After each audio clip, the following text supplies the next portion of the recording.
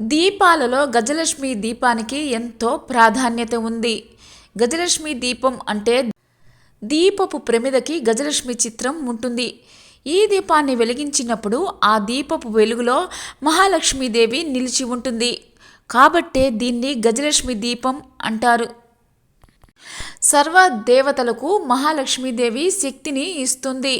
మహాలక్ష్మీదేవి ఆలయం తెల్లవారుజామున అన్ని దేవాలయాల కన్నా ముందే తెరుస్తారు. రాత్రిపూట దేవాలయాలు అన్నింటినీ మూసిన తరువాత మూస్తారు. గజలక్ష్మి దీపాన్ని అమ్మవారి ప్రతిరూపంగా భావిస్తారు. గజలక్ష్మి దీపం వెలిగే ఇల్లు అఖండ ఐశ్వర్యాలతోటి తొలతూగుతుంది.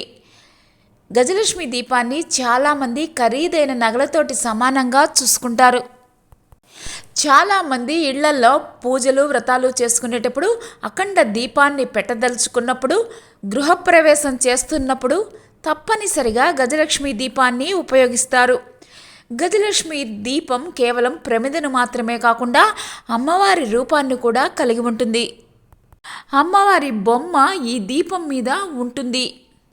ప్రతిష్టలలో, గృహప్రవేశాలలో గజలక్ష్మి దీపాన్ని దీపారాధనకు ఉపయోగించటం ఎంతో శ్రేష్టమైనది. దీపారాధన చేసినప్పుడు దీపానికి కుంకుమను పెట్టాలి.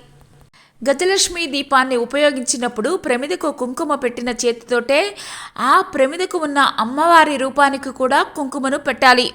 పువ్వులతోటి అలంకరించి అక్షింతలు వేసి నమస్కరించుకోవాలి. ఆ విధంగా చేయటం వల్ల అమ్మవారికి కుంకుమ పెట్టి అమ్మ ఆశీర్వాదాన్ని తీసుకున్నంత పుణ్యం వస్తుంది.